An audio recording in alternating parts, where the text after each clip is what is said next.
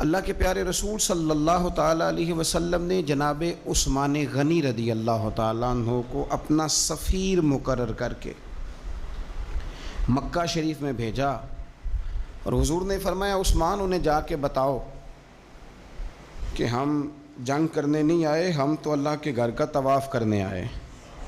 حضرت عثمان غنی وہاں تشریف لے گئے۔ کفار مکہ نے جناب عثمان غنی کو روک لیا، اور سب سے پہلی بات تو یہ کی کہ آپ اگر طواف کرنا چاہیں تو کر لیں، صحیح کرنا چاہیں تو کر لیں، عمرہ مکمل کر لیں، لیکن ہم نبی پاک صلی اللہ علیہ وسلم کو نہیں کرنے دیں گے۔ تو حضرت عثمان غنی کہنے لگے تم کیا سمجھتے ہو میں مدینے والے رسول کے بغیر عمرہ کر لوں گا؟ میں اسی دن کروں گا جس دن میرے نبی پاک صلی اللہ علیہ وسلم کریں گے۔ یہاں بھی کچھ صحابہ نے کہا مقام حدیبیہ میں کہ عثمان کو اللہ نے موقع دے دیا ہے، وہ تو راج راج کے کعبے کی زیارت کریں گے اور وہ کھل کے طواف کریں گے، وہ صحیح کریں گے، وہ حجر اسود کے بوسے لیں گے۔ صحابہ یہ باتیں کر رہے تھے تو حضور غور سے دیکھ رہے تھے۔ جب بات ختم ہوئی تو فرمایا فکر نہ کرو میرا عثمان، میں فکر نہ کرو میرا عثمان میرے بغیر طواف نہیں کرے گا۔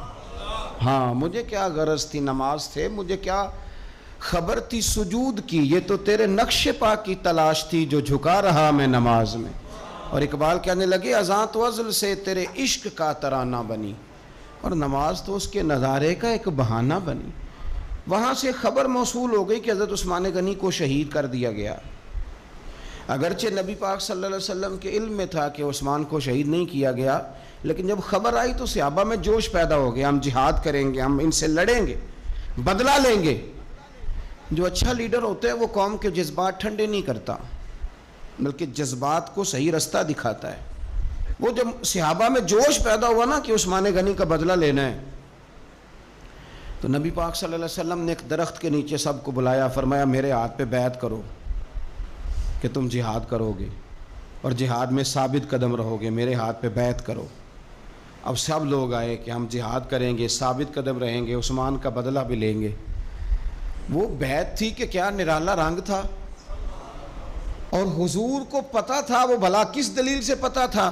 جب سے اب صحابہ بیعت کر چکے نا، اب جو آدمی شہید ہو جائے اس کی تو بیعت نہیں نہ ہوتی، لیکن نبی کریم نے اپنا دست مبارک کھڑا کیا، فرمایا بھی یہ میرا ہاتھ ہے اور یہ میرے عثمان کا ہاتھ ہے، اور یوں ہاتھ پہ ہاتھ رکھ کے فرمایا لو میں عثمان غنی کی بھی بیعت کرتا ہوں، عثمان غنی کی بھی بیعت کرتا ہوں۔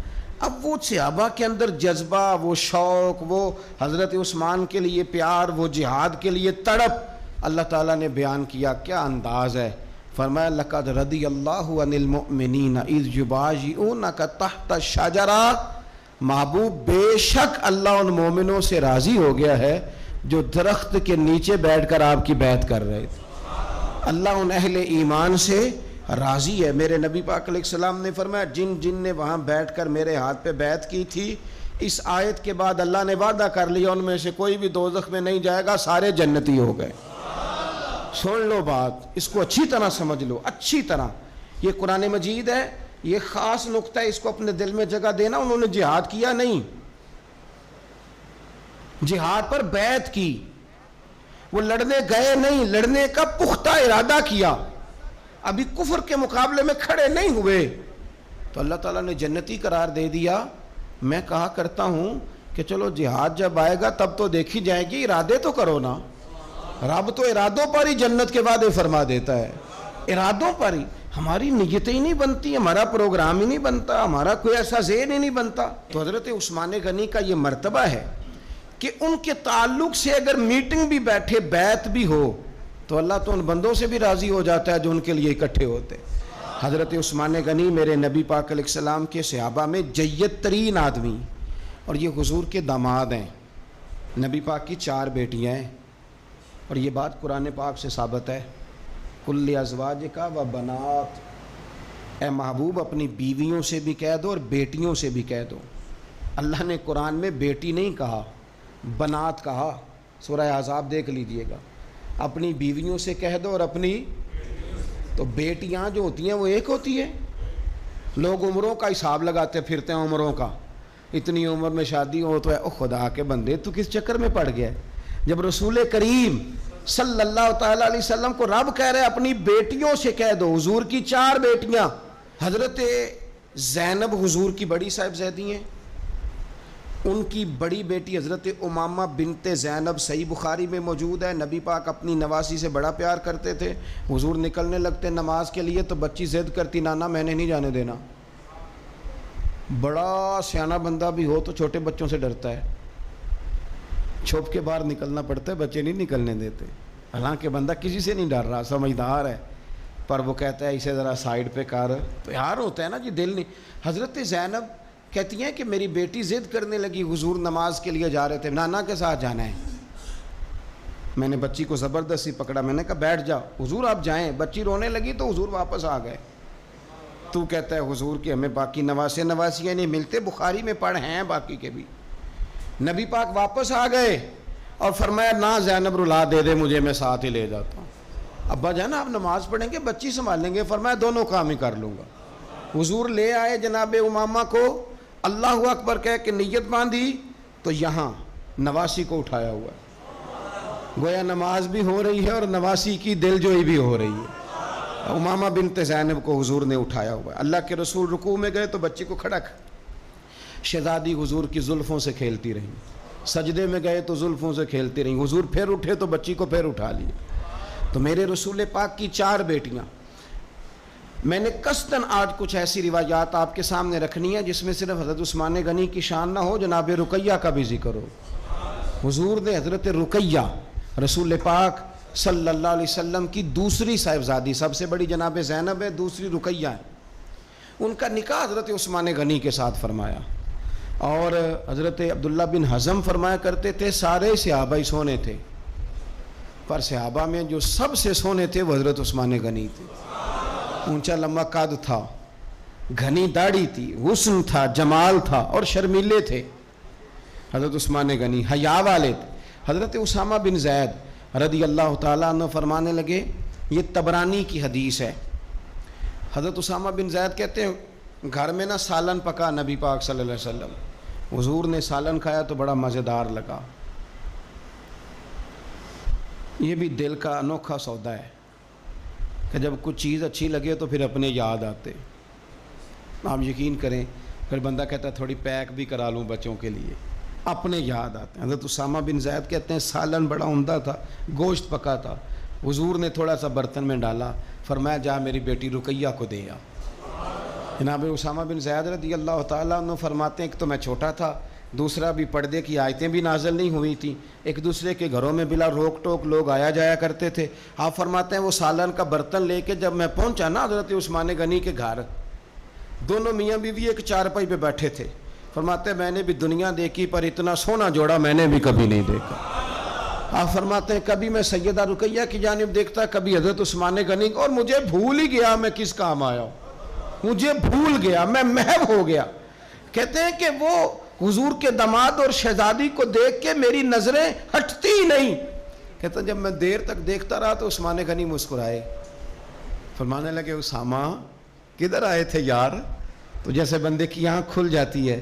میں نے کہا جی میں سالن دینے آیا تھا. کہتے ہیں میں نے پیش کیا, جب میں واپس گیا سارے رستے پروگرام بناتا گیا کہ عرض کروں گا یا رسول اللہ, یہ چاؤ ہوتا ہے نا, یہ چاؤ ہوتا ہے. گاؤں میں کسی کی بارات آتی ہے تو پرانی عورتیں جو ہوتی تھیں وہ دولہا دیکھ کے کہتی تھی اللہ نے بڑی سونی جوڑی ملا دی. کیا بات, یہ ایک چاؤ ہوتا ہے, شوق ہوتا ہے.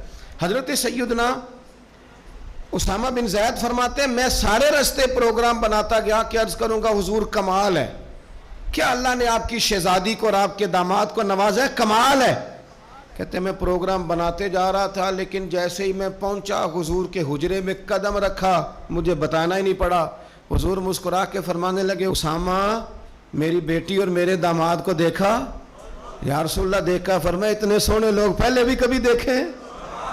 میں نے عرض کی حضور نہیں, میں نے پہلے, کیا بریلی کے امام کا انداز ہے, فرماتے ہیں تیری نسل پاک میں ہے بچہ بچہ نور کا, کیونکہ تو ہے عین نور تو تیرا سب گھرانہ ہی نور کا.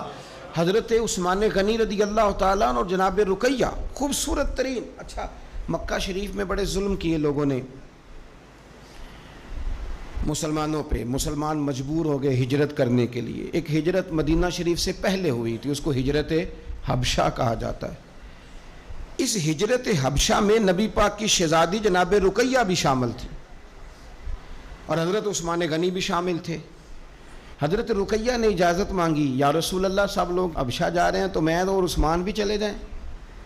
تو نبی پاک صلی اللہ علیہ وسلم نے فرمایا چلے جاؤ, یہاں کافر تنگ کرتے ہیں, وہاں جا کے یکسوئی سے رہو گے. یہ دونوں میاں بیوی چلے گئے, ہجرت کر لی حبشہ کی جانب اللہ کے راستے میں. حدیث میں مجموع الزوائد میں جو لفظ ہے نا وہ نرالے ہیں. صحابہ فرماتے ہیں حضور ہر آنے جانے والے سے پوچھتے میری رقیہ کا کیا حال ہے, میرے عثمان کا کیا حال ہے, لیکن خبر نہ کوئی ملتی, حضور پریشان رہتے. صحابہ فرماتے ہیں ایک عورت ایک دن آئی تو نبی پاک علیہ السلام نے اس سے بھی فوراً پوچھا بتاؤ نا میرے عثمان اور رقیہ کا کیا حال ہے, ملی ہو؟ کہنے لگی یا رسول اللہ میں مل کے آئی ہوں, عثمان کو تو اللہ نے شان ہی بڑی دی ہے, وہ مٹی کو بھی ہاتھ لگاتا ہے تو رب اسے سونا بنا دیتا ہے. وہ تو کمال ہو گئی. اللہ کے حبیب وہ بڑے سکون میں ہیں, سکھی ہیں. اب حضور نے بیان کیا مجموع الزوائد میں اور تاریخ الخلفاء میں امام سیوطی علیہ رحمہ نے اس کو لکھا. اب یہاں نبی پاک علیہ السلام فرمانے لگے, حضور فرمانے لگے اللہ کے نبی حضرت لوط علیہ السلام وہ تھے جنہوں نے اپنی بیوی کے ساتھ اللہ کے راستے میں ہجرت کی تھی. حضرت لوط علیہ السلام, ہجرت بہت بڑا مقام ہے اگر کوئی دین کے لیے کرے, لیکن صحابہ نے ہجرت کی تو اکیلے اکیلے. حضرت ابو بکر بھی ہجرت کر کے گئے تو اکیلے, حضرت عمر بھی گئے تو اکیلے. لیکن حضور فرمانے لگے انبیاء میں سے حضرت لوط علیہ السلام نے ہجرت کی تھی اپنی بیوی کے ساتھ, چونکہ گھر والوں کو لے کے ہجرت کرنا مشکل ہوتا ہے, جو کام مشکل ہو اس پہ اجر بھی زیادہ ملتا ہے. حضرت لوط نے ہجرت کی تھی اپنی بیوی کو لے کے. فرمایا جناب لوط سے لے کر آج تک دوبارہ اگر کسی جوڑے کو ہجرت کرنے کی سعادت ملی ہے تو میرے عثمان اور میری بیٹی رقیہ کو ملی ہے. فرمایا عثمان نے اپنی بیوی سمیت ہجرت کی ہے. حضرت لوط علیہ السلام سے لے کر عثمان غنی تک, اگر کبھی آپ اس پہلو کو سمجھیں تو بڑا ذائقہ دے گا کہ گھر بار چھوڑا ہے, ہر چیز قربان کی ہے. کس لیے؟ اللہ اور اللہ کے رسول کے لیے. تو یہ پہلا نبی پاک صلی اللہ علیہ وسلم نا اس جوڑے سے پیار کرتے. حکمتیں ہمارے ہاں پتہ کیا ہوتا ہے, کچھ دکھ نا ہم نے جان بوجھ کے گھڑ لیے ہیں, وہ دکھ نہیں ہیں جان بوجھ کے. مثلا ابا جی گئے بیٹی کے گھر میں شادی کے 2 4 5 مہینے کے بعد, تو واپس آ کے ابا جی رو پڑے. کیا ہو گیا جی آپ کو؟ کہتے ہیں اوہو میری دھی تے اتنے کام ہی بڑے کر دی پئی, میں نے بڑے لاڈوں سے پالی تھی, بڑی لاڈلی تھی, وہ میں گیا ہوں چولہے کے آگے کھڑی تھی. یہ جعلی دکھ ہے. اپنے گھر کا کام کر رہی تھی کہ یہاں وہ اللہ معاف کرے اسے نوکری کرا رہے تھے. تو یہ جان بوجھ کے گھڑے ہوئے دکھ ہیں جن کا کوئی معنی نہیں, کوئی مطلب نہیں. اپنے گھر کا کام کر کے بچی کی صحت بھی ٹھیک ہوگی, اس کے نظریات بھی پختہ ہوں گے اور خاوند کی عزت کرے گی, اسے راضی کرے گی, تو میرے رسول پاک نے فرمایا رب جنت بھی عطا فرمائے گا. لیکن یہ دکھ ہے جناب, وہ ہو میں گیا گرمی بڑی سخت تھی, یعنی یہ دکھ ہے کوئی کہ میری بیٹی روٹیاں پکاتی ہے, جی شکر کار پکاتی ہے, اللہ کا احسان سمجھ. یہ تو دور ہے وسوسوں کا. میں تو کہتا ہوں اس میں جو بندہ زیادہ مصروف ہے نا, اس کو روٹی کھانے کا ٹائم بھی مشکل سے ملتا ہے, وہ بھلا آدمی ہے. تھک کے سوئے, یہ ٹینشنوں میں نہ پڑے, چگلیوں میں نہ پڑے, غیبت میں نہ پڑے, گلے نہ کرے, بری سوچ نہ اسے آئے, اچھا اللہ کا شکر ادا کر. اور یہ پرانے لوگوں کے اندر یہ خاص, آج کل تو میں دیکھتا ہوں سارے بیچارے نوجوان لڑکے, انہوں نے جمعے والے دن ہینگر لٹکائے ہوتے ہیں پیچھے, سارے کپڑے دھوبی سے استری کرا کے لا رہے ہوتے ہیں, سارے پتہ نہیں کہاں کام کاج ہوتے ہیں, ہمیں نہیں سمجھ آتی. سب نے سائیکل پہ روٹیاں لٹکائی ہوتی ہیں, کھانا پا گیا روٹیاں لے آؤ, کون سے کام کی بات. پھر بھی ابا جی رو رہے ہیں آ کے. اور یہ بچیوں کی ٹریننگ کریں, آپ یقین کریں یہ مفت کے رٹے ہیں, جھگڑے ہیں. کیا ہو جاتا ہے؟ سنو میرے رسول پاک نے کیا فرمایا. کسی نے پوچھا حضور بہترین مسلمان کون ہے؟ تو نبی پاک نے فرمایا جو سلام لینے میں پہل کرے اور روٹی زیادہ کھلائے. تو اگر آپ کی بیٹی کسی کو روٹی پکا کے کھلائے گی تو بہترین مسلمان بنے گی. کون سا دکھ آپ نے پالا؟ سنو میں آپ کو حدیث سناتا ہوں. میرے نبی کریم علیہ السلام حضرت عثمان غنی کے گھر تشریف لے گئے. جناب عثمان غنی کے حضور اچانک گھر پہنچے. حضرت ابو ہریرہ رضی اللہ تعالیٰ عنہ فرمانے لگے جب نبی پاک علیہ السلام ان کے حجرہ نور میں داخل ہوئے نا, تو نبی پاک کی شہزادی سے بڑھ کر تو کوئی شہزادی نہیں نا. یہ تو وہ خواتین ہیں جن کو قرآن نے سب سے بہترین کہا حضور کے گھر میں رہنے والے لوگوں کو. حضور کی لخت جگر جناب رقیہ. حضرت ابو ہریرہ کہتے ہیں حضور اچانک پہنچے حضرت عثمان غنی کے گھر, تو جناب عثمان غنی چارپائی پہ بیٹھے تھے اور جناب رقیہ اپنے ہاتھوں سے ان کے بالوں میں پانی ڈال ڈال کے ان کے سر کو دھو رہی تھی. یعنی چکی بھی پیسیں جناب رقیہ, لیپا پوتی بھی کریں کچے مکان کو, گھر کا سارا کام کاج بھی کریں, اور اپنے شوہر کے بالوں میں پانی ڈال کر وہ سر بھی دھوئے. حضور پہنچ گئے, جناب عثمان غنی کی نظر پڑی تو جھجک محسوس کی. حضرت رقیہ رضی اللہ تعالیٰ عنہ بھی ذرا ٹھہر گئیں. دیکھو میرے نبی پاک کی تربیت کا انداز. رسول کریم نے کیا فرمایا؟ نبی کریم فرمانے لگے رقیہ اپنے شوہر کی زیادہ خدمت کیا کر, رقیہ اپنے خامد کی زیادہ خدمت کر. فرمایا میرے سارے صحابہ شان والے ہیں, لیکن جس نے میرے اخلاق کو سب سے زیادہ دیکھنا ہو وہ میرے عثمان غنی کو دیکھے. یہ اخلاق میں مجھ سے زیادہ مشابہت رکھتا ہے بیٹی, زیادہ خدمت کیا کر اپنے شوہر کی زیادہ. یہ حضور نے تربیت دی. یہ نبی پاک علیہ السلام نے ہمیں بتلایا کہ اس طرح تمہارے گھر بنیں گے, اس طرح دکھ دور ہوں گے.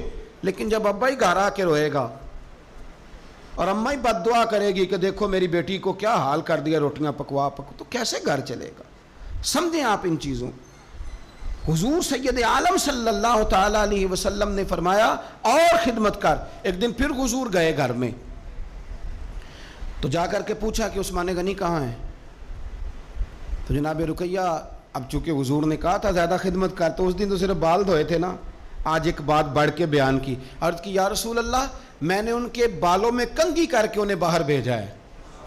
آپ ذرا انداز دیکھیے شہزادی کے بات کرنے کا. حضور میں نے بالوں میں کنگھی کر کے بھیجا ہے. حضور مسکرائے, فرمایا رقیہ میں عثمان سے بھی راضی ہوں, پتر تجھ سے بھی بڑا ہی راضی ہوں, میں تم دونوں سے بڑا راضی ہوں. آپ دین اسلام کے اس خوبصورت ترین مزاج کو سمجھیں کہ میرے نبی کریم صلی اللہ تعالیٰ علیہ وآلہ وسلم نے ارشاد فرمایا کہ میں تم دونوں سے راضی ہوں. حضرت رقیہ رضی اللہ تعالیٰ عنہ کے گھر حضور سالن بھی بھیجیں, ان کی ہجرت کی بھی تعریف کریں, ان کے حسن کی بھی تعریف کریں, میاں بیوی کے آپس میں رشتے کو مضبوط کرنے کی بات کریں. جناب رقیہ بیمار ہو گئیں, سیدہ رقیہ رضی اللہ تعالیٰ عنہ اس وقت بیمار ہوئیں جب میرے نبی پاک صلی اللہ علیہ وسلم بدر کی تیاری میں تھے. حضور تشریف لائے, بیٹی کو بیمار دیکھا تو حضور غمگین ہوئے. حضرت عثمان غنی رضی اللہ تعالیٰ عنہ سے فرمانے لگے عثمان بدر میں ہم دونوں نہیں جائیں گے, یا میں رہ جاتا ہوں یا تو رہ جا. ایک روایت میں حضرت عثمان غنی فرمانے لگے یا رسول اللہ صلی اللہ علیہ وسلم آپ جو فیصلہ کریں مجھے منظور ہے. تو حضور فرمانے لگے میں نے تو کمان کرنی ہے نا, میں جاتا ہوں, تو میری بیٹی کی تیمارداری کر. حضرت عثمان غنی رضی اللہ تعالیٰ عنہ بدر میں شریک نہیں ہوئے. بدر میں گنتی میں لوگ 312 تھے, حضرت عثمان گئے نہیں, پر نبی پاک نے فرمایا عثمان چونکہ میری بیٹی کی تیمارداری کر رہا ہے لہذا وہ بدر میں نہیں بھی آیا, پھر بھی اللہ نے بدریوں میں شامل کر لیا, پھر بھی یہاں شامل ہے. اسے اجر بھی ملے گا, اسے وہ جزا بھی ملے گی, نہ آن کر بھی وہ شامل ہے, اس لیے کہ وہ میری بیٹی کی خدمت میں مشغول ہے. حضرت عثمان غنی کی ذرا عظمت تو دیکھنا میرے بھائیوں. حضور جب بدر سے واپس آئے تو جناب رقیہ وصال کر گئی تھی, جناب عثمان انہیں دفن کر کے آ رہے تھے. اب بات آگے چلی, حضرت عثمان بھی غمگین رہنے لگے کہ میرا حضور سے قریبی رشتہ تھا, اب کیا بنے گا.